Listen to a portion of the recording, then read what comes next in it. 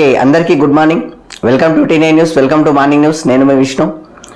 నిన్న కల్వకుంట్ల కవిత గారు మాట్లాడిన విధి విధానాలు అయితే మీకు తెలుసు. అమెరికా నుంచి వచ్చినాక డైరెక్ట్ చెప్పేసింది అన్నట్టు. ఆ లేఖ రాసింది నేనే, కానీ నేను 2 తారీఖు రోజు రాసిన. మరి 22 తారీఖు బయటికి ఎవరు వేసారు, బయటికి ఎలా లీక్ అయింది అని చెప్పేసి అంటుంది. దాంతోపాటు బీఆర్ఎస్ పార్టీలో కోవట్టులు ఉన్నారు, దాంతోపాటు బీఆర్ఎస్ పార్టీలో దయ్యాలు ఉన్నాయని చెప్పేసి కూడా అన్నారు. కేసీఆర్ దేవుడు కానీ చుట్టూ దయ్యాలు ఉన్నాయి అంటున్నారు. కేసీఆర్ కూతురు కవిత గారి లేఖను బయటికి రిలీజ్ చేసేంత ధైర్యం ఎవరికి ఉంది అక్కడ? సింపుల్గా చెప్పాలంటే ఒకటి కేసీఆర్, హరీష్ రావు, సంతోష్ రావు, తర్వాత కేటీఆర్, వీళ్ళు మాత్రమే ఉన్నారు. వాస్తవానికి సంతోష్ రావుగా మాత్రం పక్కన ఉన్నా అని నామమాత్రంగా ఉన్న లెక్కలు. ఓ రకంగా ఆ కుటుంబమే, ఇంకంతకు మించి ఎవరు లేరు అక్కడ. అంత ధైర్యం ఎవరు చేయరు, ఎందుకంటే అక్కడ ఉన్నది కేసీఆర్ బిడ్డ లేఖను రిలీజ్ చేసినంత ధైర్యం ఉండాలంటే ఆ ఫ్యామిలీ తప్ప మరో వ్యక్తి రారు. డైరెక్ట్ కోవట్టులు దయ్యాలు అని చెప్పేసి డైరెక్ట్ చెప్పింది మన కల్వకుంట్ల కవిత. అందులో రిలీజ్ చేస్తే కేసీఆర్ సార్ చేయాలి, లేదంటే హరీష్ రావు సార్ చేయాలి, లేదా కేటీఆర్ సార్ చేయాలి, లేకపోతే ఆ యొక్క సంతోష్ రావు సార్ చేయాలి. ఎవరు చేసిరు అనేది ఇక్కడ చర్చనీయాంశం. అయితే మొత్తానికైతే బీఆర్ఎస్ పార్టీలో ముసలం ముట్టింది. వాస్తవానికి బీఆర్ఎస్ పార్టీలో అంతర్గతంగా పోరాటాలు జరుగుతున్నాయి. మీరు ఓపెన్గా చెప్పుకోవాలంటే కొన్ని విషయాలు చెప్పవచ్చు. ఈ యొక్క పార్టీ ఎల్కతుర్తి సభలో పార్టీ సభ జరిగింది కదా, రజతోత్సవ సభ జరిగింది కదా. రజతోత్సవ సభలో చెప్పింది కేసీఆర్ చెప్పకనే చెప్పాడు ఒక మాట, వారసుడు ఎవరు అంటే కేటీఆరే అని చెప్పేసి చెప్పారు. అక్కడ కేటీఆర్ బొమ్మలు తప్ప వేరే బొమ్మలు లేవు. కవిత గారు కానీ, హరీష్ రావు గారు కానీ ఎవరి బొమ్మలు లేవు అక్కడ. సో బీఆర్ఎస్ పార్టీకి కేసీఆర్ వారసుడు ఎవరు అంటే కంప్లీట్గా కేటీఆర్ సార్ పేరే చెప్పకనే చెప్పినట్టుగా ఆ ఎల్కతుర్తి సభలో మనకు తెలిసింది. అది తెలిసిన వెంటనే మళ్ళీ 2 తారీఖు, ఒక 5 రోజులు ఆగిన తర్వాత 2 తారీఖు ఆ లేఖ వాళ్ళకి ఇవ్వడం జరిగింది. ఎందుకంటే సభలో జరిగిన విషయాలు, దాంతోపాటు పార్టీలో ఉన్న ముసలం, దాంతోపాటు పార్టీలో ఉన్న అవకతవకల గురించి కేసీఆర్కి లేఖ రాసిన విషయము మనం ఆ లేఖలో చూసాం. కవిత గారు రాశారు కదా, ఆమె ఒక విషయం కోరుకుంటుంది. ఏంటంటే బీఆర్ఎస్ పార్టీలో జాగృతి పేరుతో నేను ఎన్నోసార్లు ఎంతో కష్టపడ్డాను, ఎన్నో సేవలు చేశాను, ఎంతో కష్టపడ్డాను అన్నట్టుగా చెప్తుంది. సో బీఆర్ఎస్ పార్టీలో నాకు కీలక పదవి కావాలి అని చెప్తుంది. ఇంకో విషయం ఏంటంటే కేసీఆరే మా నాయకుడు, ఇంకే నాయకత్వాన్ని నేను ఉపేక్షించేది లేదు, నేను సహించేది లేదు, నేను ఆహ్వానించను దాన్ని అని చెప్పేసింది. అంటే కేటీఆర్ని ఆమె వద్దనుకుంటుంది. ఓపెన్గా చెప్పాలంటే ఇదే మాట. ఎవరు ఉన్నమాట చెప్తలేరు, కానీ ఉన్నమాట గంతే. లాస్ట్కి వస్తే కేటీఆర్కి ఛాన్స్ ఇస్తే మాత్రం నేను ఊకోను, నాకు కావాలి ఛాన్స్ అని చెప్పేసి అంటున్నామే. వాస్తవానికి ఆమె కష్టపడ్డ తీరు కూడా బాగానే ఉంది, మస్తు కష్టపడ్డది. దాంతోపాటు ఇక్కడ ఆమె జైలు నుంచి వచ్చిన తర్వాత కూడా రకరకాల సమస్యల పైన కూడా ఆమె పోరాటాలు చేస్తుంది, మాట్లాడుతుంది, ప్రజల్లో ఉంటున్నట్టుగా ఉంది నాయకురాలుగా. కాబట్టి కొట్లాడడంలో తప్పు లేదు, ఎందుకంటే అందులోనూ అది కుటుంబం.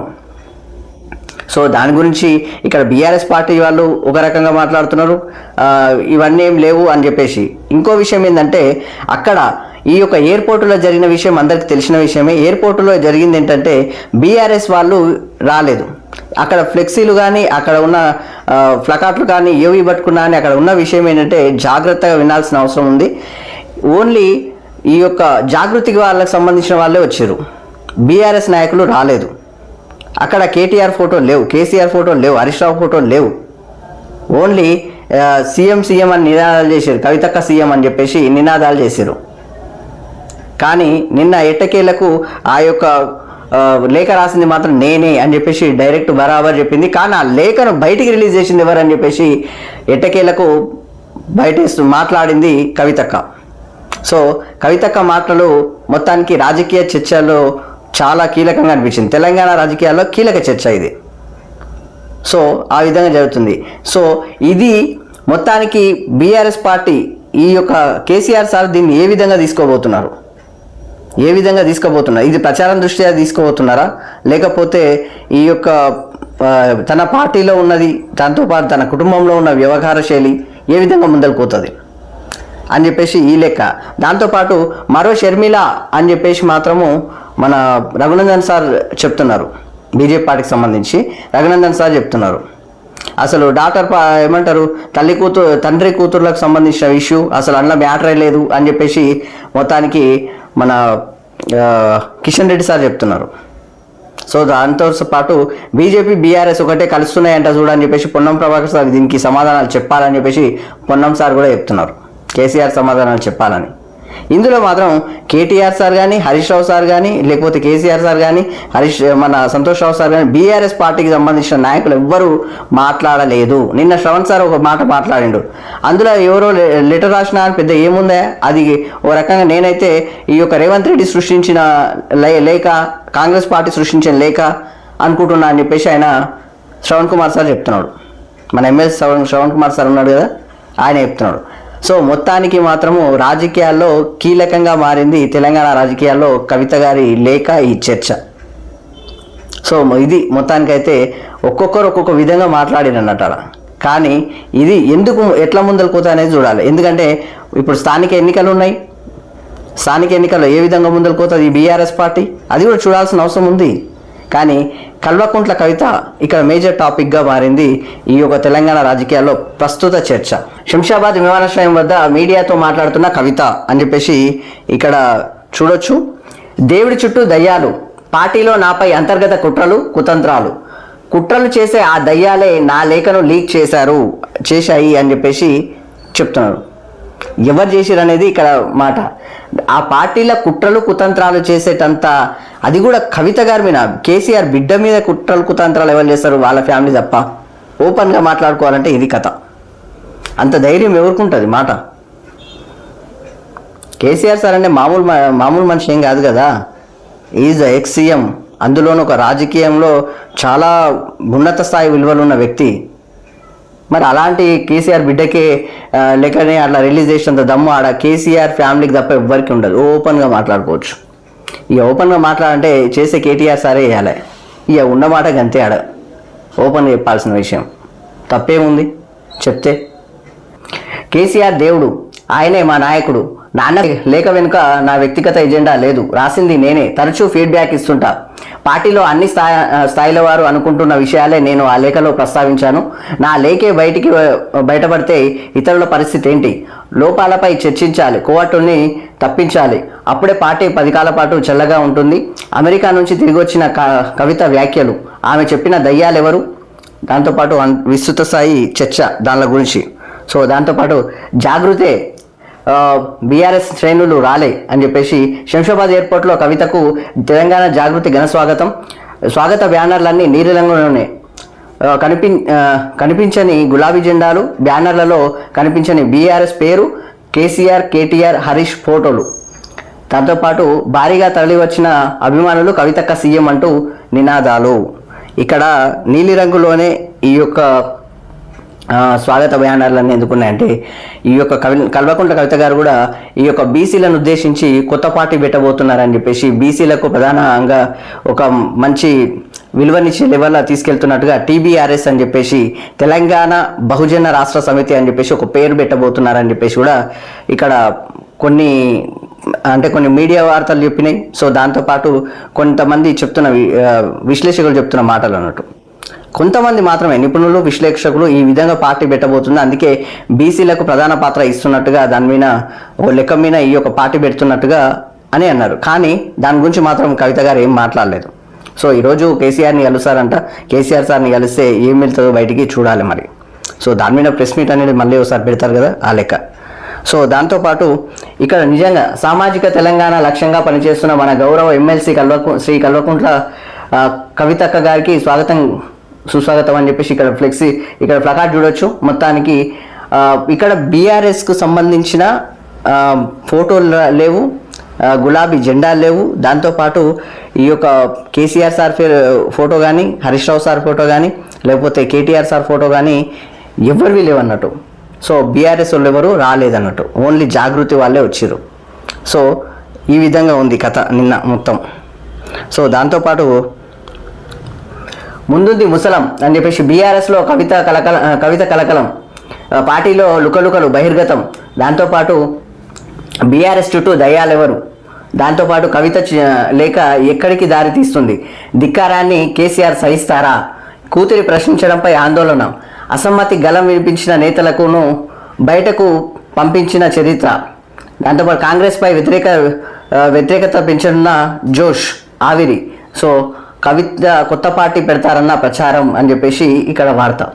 నేడు కేసీఆర్ వద్దకు కవిత లేక బహిర్గతంపై మాట్లాడే ఛాన్స్ అని చెప్పేసి ఇక్కడ. లేక ఓ డ్రామా అంతర్గత ప్లాన్ చేసుకున్నారని చెప్పేసి మంత్రి కోమటిరెడ్డి వెంకటరెడ్డి సార్ అంటున్నాడు. దాంతోపాటు కేసీఆర్ జవాబు చెప్పాలి పొన్నం ప్రభాకర్ చెప్తున్నాడు. కేసీఆర్ దేవుడైతే దయ్యం ఎవరు అని చెప్పేసి అడుగుతున్నానంటూ కవితకు శ్రీనివాస్ ప్రశ్నలు అడుగుతున్నాడు. సో బీఆర్ఎస్ మునిగే నావా దూకాలని చూస్తుంది కవిత అని చెప్పేసి బీర్లా ఐలయ్య గారు చెప్తున్నారు. సో దాంతోపాటు ఎందుకు రాశారో అర్థం కాలేదు, కవిత లేఖలో విషయం లేదు, వారి మధ్యలో వారి మధ్య మాటలు లేవన్న సంగతి ఇప్పుడే తెలిసింది. కేంద్ర మంత్రి కిషన్ రెడ్డి చెప్తున్నాడు. లిక్కర్ క్వీన్ కవిత లేక ఓటీటీ డ్రామాలా ఉందని చెప్పేసి బండి సంజయ్ సార్ అంటున్నారు. సో ఒక్కొక్కరు ఒక్కొక్క విధంగా స్పందించారన్నట్టు ఈ కల్వకుంట్ల కవిత గారి లేఖ గురించి. కానీ కాంగ్రెస్ ఇక్కడ మెయిన్ విషయాలు చూడొచ్చు మనం. బీఆర్ఎస్ పార్టీలో ఈ యొక్క ధిక్కారాన్ని కేసీఆర్ సహిస్తారా లేదా అదే విషయంలో కూడా ఆలోచించాల్సిన పరిస్థితి ఉందన్నట్టు. ఎందుకంటే ఇంతకుముందు చాలామంది పార్టీలకు వెళ్ళి తీసేశారు. ఒక ఈటల సార్నే మీకు తెలిసిన విషయమే, ఈటలను ఎట్లా తీసేశారు, వితిన్ 24 hours దాటకముందుకే తీసేశారు. అట్టా ఉంటుంది అన్నట్టు. బట్ ఈమె కేసు అయ్యి జైలుకు వచ్చినా అని ఇక్కడ ఏ లొసుగులు లేవు, మళ్ళా ఏం లెక్కలు లేవు మళ్ళా జైలుకు వచ్చినా అని. కానీ జైలుకు వచ్చినా కూడా పార్టీ కోసం పనిచేస్తుంది కల్వకుంట్ల కవిత. కవిత కొత్త పార్టీ పెడతారన్న ప్రచారం మాత్రం బాగుంది. చెప్పాను కదా, టీబీఆర్ఎస్ అని చెప్పేసి, తెలంగాణ బహుజన రాష్ట్ర సమితి అని చెప్పేసి ఆ విధంగా ఒక పార్టీ పేరు కూడా బయటికి వెళ్ళడం జరిగింది. సో అది నిజమో కాదో కూడా చూడాలి మనం. సో మొత్తానికైతే తెలంగాణ రాజకీయాల్లో కల్వకుంట్ల కవిత గారి గురించి చర్చ, ఆ లేఖ గురించి చర్చ మాత్రం ఉంది. దాంతోపాటు ఈ యొక్క దయ్యాలెవరు, కోవట్లు ఎవరు, వీటి మీద మాత్రము పెద్ద చర్చ నడుస్తుంది. కేసీఆర్ చుట్టూ దయ్యాలు అని చెప్పేసి ఇక్కడ కల్వకుంట్ల కవిత గారు నిన్న మాట్లాడేది కదా నిన్న ఎయిర్పోర్ట్లో. సో దానికి సంబంధించింది కోవట్లను పక్కకు పెడితేనే బీఆర్ఎస్కు మనుగడ, తండ్రికి బిడ్డగా నేను రాసిన లేఖ ఎట్లా బయటకు వచ్చింది, దానికి వెనుక ఎవరున్నారో ఆలోచించాలి అని చెప్పేసి కల్వకుంట్ల కవిత గారు అంటున్నారండి. ఎమ్మెల్సీ కల్వకుంట్ల కవిత సంచలన కామెంట్స్. అమెరికా నుంచి రాక ఘనస్వాగతం పలికిన జాగృతి కార్యకర్తలు, కాబోయే సీఎం అంటూ నినాదాలు, ప్లకార్డుల్లో కనిపించని కేసీఆర్ ఫోటో, లేకపోతే హరీష్ రావు ఫోటో, బీఆర్ఎస్ నాయకులు, బీఆర్ఎస్ నేతలు, బీఆర్ఎస్ జెండాలు, హరీష్ రావు ఎవరు లేవన్నట్టు అలా మొత్తానికి సీఎం అంటూ నినాదాలు అన్నట్టు. సో దాంతోపాటు ఆ దయ్యాలు ఎవరు, కోవట్లు ఎవరు అని చెప్పేసి, ఆ దయ్యాలు కోవట్లు ఎవరు అని చెప్పేసి క్వశ్చన్ చేస్తున్నాం అన్నట్టు. ఆ లెక్క పొలిటికల్ సర్కిల్లో బీఆర్ఎస్ వర్గాల్లోనూ డిస్కషన్. లేఖ ఎట్లా బయటకు వచ్చిందనే దానిపై అనుమానాలు. కేసీఆర్, కేటీఆర్, హరీష్ రావు సైలెన్స్గా ఉన్నారు. మొత్తానికి బీఆర్ఎస్ పార్టీ శ్రేణులంతా సైలెన్స్గానే ఉన్నారు ఏం జరిగిందని. వాళ్ళు ఎవరు ఏం మాట్లాడతలేరు. సో దానికి సంబంధించిన లెక్క.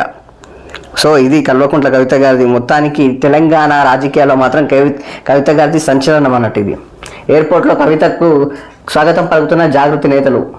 సో మొత్తానికి ఓన్లీ ఇక్కడ బీఆర్ఎస్ శ్రేణులు లేరు చూడండి. సో ఇది వార్త. కవిత లేఖతో బీజేపీ బీఆర్ఎస్ దోస్తీ పడ్డది అని చెప్పేసి ఇదే విషయాన్ని మేము ముందే చెప్తే రాజకీయం అన్నారు పొన్నం ప్రభాకర్ అంటున్నారు. కవిత లెటర్పై బీఆర్ఎస్ బీజేపీ సమాధానం ఇవ్వాలి. కేసీఆర్ సూచన మేరకే బీజేపీ రాష్ట్ర అధ్యక్షుడిగా కిషన్ రెడ్డి అని చెప్పేసి పార్లమెంటు ఎన్నికల్లో బీజేపీకి బీఆర్ఎస్ను సరెండర్ చేశారు. కవిత లేఖ డైవర్షన్ సిక్కే అని చెప్పేసి సీఎంపై కేటీఆర్ ఆరోపణలు అని చెప్పేసి ఫైర్ అవుతున్నాడు మన పొన్నం ప్రభాకర్ సార్. సో దాంతోపాటు బీర్లా ఐలయ్య సార్ మాట్లాడుతున్నారు. కవిత లేఖతో బీఆర్ఎస్ 10 ఏళ్ల పాపాలు బయటపడ్డాయి అని చెప్పేసి బీర్లా ఐలయ్య సార్ చెప్తున్నాడు. సో దాంతోపాటు కవిత మరో షర్మిల కాబోతుందని ఎంపీ రఘునందన్ రావు సార్ చెప్తున్నారు. సో దాంతోపాటు కేసీఆర్ దేవుడైతే దయ్యం ఎవరు, కేసీఆర్ పక్కనున్న కోవట్లు ఎవరో కవిత చెప్పాలని చెప్పేసి ఆది శ్రీనివాస్ సార్ చెప్తున్నాడు. కేసీఆర్ ఫ్యామిలీతో ఆస్తుల కోసం కొట్లాట. మొత్తానికి కేసీఆర్ ఫ్యామిలీలో ఆస్తుల కోసం కొట్లాటని బీఆర్ఎస్ పార్టీని ప్రజలు ఎప్పుడో మర్చిపోయినరు కోమటిరెడ్డి వెంకటరెడ్డి చెప్తున్నాడు. మంత్రికి బర్త్డే విషెస్ చెప్పిన నేతలు అని చెప్పేసి, అంటే మన మంత్రికి బర్త్డే విషయం చెప్పిన నేతలు. ఓకే, దానికి సంబంధించిన వార్త. సో దాంతోపాటు ఇక్కడ డీకే అన్నమైన కూడా చూడవచ్చు, తండ్రిని కలిసే పరిస్థితి కూడా బిడ్డకు లేదా అని చెప్పేసి కవిత లేఖపై ఎంపీ డీకే అన్న ప్రశ్న అని చెప్పేసి ఇక్కడ వార్త. మొత్తానికి బీజేపీ, బీఆర్ఎస్, కాంగ్రెస్ అందరూ మాట్లాడిరు. ఒకటి కాదు, రెండు కాదు, అందరూ మాట్లాడిరు. బట్ ఇక్కడ ఉన్న విషయం ఏంటంటే, కల్వకుంట్ల కవిత గారు మొత్తానికి ఎయిర్పోర్ట్ నుంచి రావడం జరిగింది. ఎయిర్పోర్ట్కి వెళ్ళి అక్కడే ప్రెస్ మీట్ పెట్టి మాట్లాడడం జరిగింది. ఆ లేఖ రాసింది నేనే, కేసీఆర్ దేవుడు, కానీ కేసీఆర్ చుట్టూ దయ్యాలున్నాయి, కోవటులున్నారు టీఆర్ఎస్ పార్టీలో అని చెప్పేసి డైరెక్ట్ చెప్పేసింది. ఆ కేసీఆర్ దగ్గర ఉన్న ఈ కోవటులు, దయ్యాలు ఎవరు? కవిత లేఖనే బయటికి ఎలా వచ్చింది? నేను 2 తారీఖు రాసిన లేఖ 22 తారీఖు ఎలా బయటకు వచ్చింది అని చెప్పేసి కూడా బరాబర్ ప్రశ్నించింది. ఒకవేళ కవిత గారి లేఖను బయటికి రిలీజ్ చేసేంత దమ్మె వరకు ఉందా? ఓపెన్గా మాట్లాడుకుంటే, ఓపెన్గా చెప్పాలంటే ఆమె కేసీఆర్ బిడ్డ లేఖనే బయటికి రిలీజ్ చేసేంత దమ్ము ఎవరికి ఉండదు కదా. ఆ విధంగానే అక్కడ ఉన్న ఫ్యామిలీ మెంబర్స్ తప్ప వేరే ఎవరు లేరు. సో అక్కడ కేసీఆర్, కేటీఆర్, లేకపోతే హరీష్ రావా, లేకపోతే సంతోష్ రావా, వీళ్ళు మాత్రమే ఉన్నారు. ఇంకెవరు ఉంటారు? అంత రిస్క్ ఎవరు తీసుకోగలుగుతారు? సో దాంతోపాటు కోవట్టులు ఎవరు?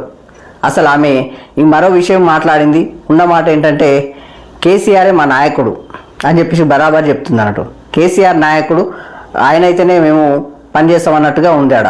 మరో నాయకత్వానికి ఆమె విలువ ఇచ్చే ప్రసక్తే లేదు. అంటే కేటీఆర్ నాయకత్వానికి ఆమె విలువ ఇవ్వట్లేదు అని అర్థం. కవిత గారు అమెరికా పోగానే ఇక్కడ కేటీఆర్ సార్, హరీష్ రావు సార్ భేటీ అయ్యారు. వాళ్ళు చర్చలు 2 రోజులు నడిచినాయి. ఆ తర్వాత వాళ్ళు బయటికి వెళ్ళే లెక్కలు ఉన్నాయి. ఆ లోపలనే ఈ యొక్క లెటర్ కూడా బయటికి వెళ్ళింది. సో దాంతోపాటు కల్వకుంట్ల కవిత గారు కూడా ఒక లేఖ రిలీజ్ చేసిన విషయం అందరూ తెలుసు. దాంతోపాటు కొత్త పార్టీ కూడా పెట్టే ఛాన్సెస్ ఉన్నాయి అని చెప్పేసి కూడా అన్నారు.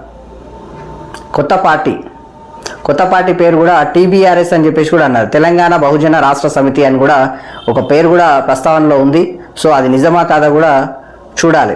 మొత్తానికైతే ఇది ఈరోజు మొత్తం మన తెలంగాణ రాజకీయాల్లో మాత్రం కల్వకుంట్ల కవిత గారిది కీలక చర్చ.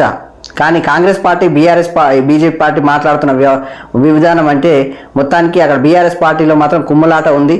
సో ఏదేమైనా కానీ కోవట్టులు ఎవరు, దయ్యాలు ఎవరో బయటికి చెప్పాల్సిన అవసరం ఉందని చెప్పేసి కవిత గారిని అడుగుతున్నారు.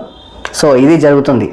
సో మొత్తానికి ఈరోజు ఇవి ప్రధాన వార్తలు. చూస్తూనే ఉండండి టీనే న్యూస్. అలాగే ప్రతి ఒక్కరు సబ్స్క్రైబ్ చేసుకోవాలని రిక్వెస్ట్ చేస్తూ నేను మీ Vishnu. Thank you very much.